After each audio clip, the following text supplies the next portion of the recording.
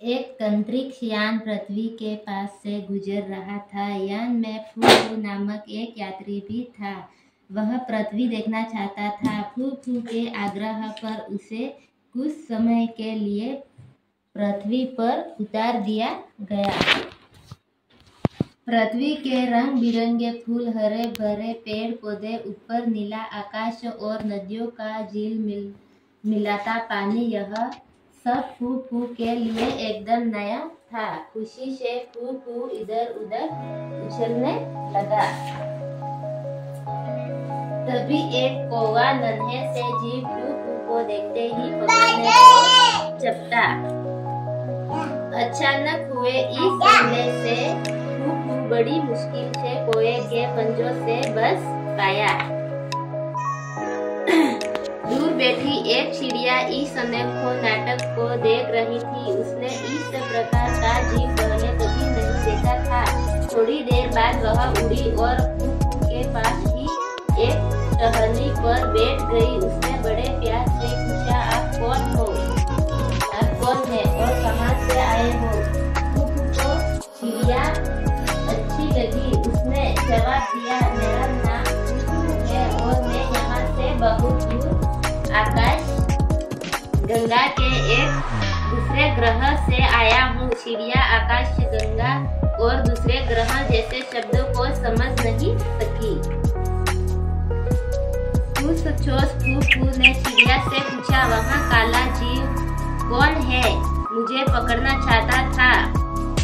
चिड़िया ने कहा, वहाँ एक पक्षी है, कौवा। वह बड़ा निर्दयी है। वह यहाँ की छोटी चिड़ियों और कीड़े मकोड़ों को पकड़ कर खा जाता है। फू बोला, यहाँ तो बहुत बुरी बात है। यहाँ क्या तुम उसे सबक सिखाना चाहोगे?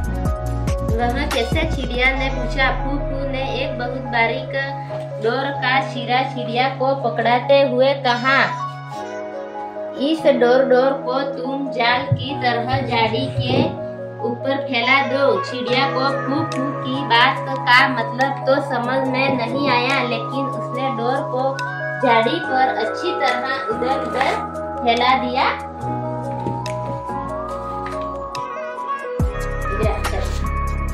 थोड़ी देर बाद कौवा फू को पकड़ने के लिए फिर से झपटा, किंतु कौवे ने जैसे ही डोर को छुआ, एक जोरदार धमाका हुआ। कौवे को एक झटका लगा और वह जमीन पर गिर पड़ा।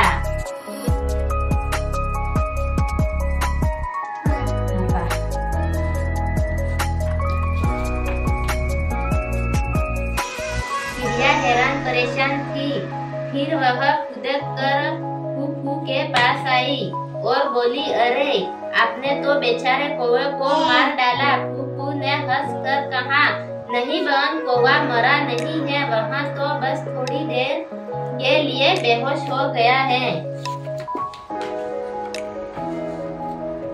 फू ने आगे कहा, अब तुम जाल की डोर को काट दो। कौवा थोड़ी देर बाद होश में आकर उड़ गया। इस घटना से घबराई चिड़िया एक डाल से दूसरी डाल पर कूद कर डोर काटने लगी। अचानक जोर जोर से आवाजें हुई।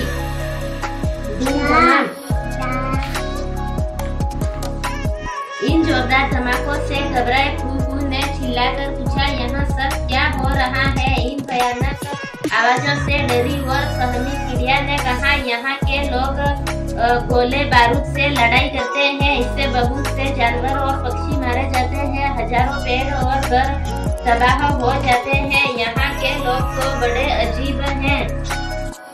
इस तरह तो ये लोग इतनी सुंदर पृथ्वी को नष्ट कर देंगे। तभी आकाश में फू का अंतरिक्ष यान दिखाई दिया। फू इस हादसे से बहुत दुखी था। वह बिना कुछ कहे अपने यान की ओर उड़ गया। इस अजीब घटना से हैरान परेशान चिड़िया केवल इतनी ही कह सकी, अलविदा। खत्म।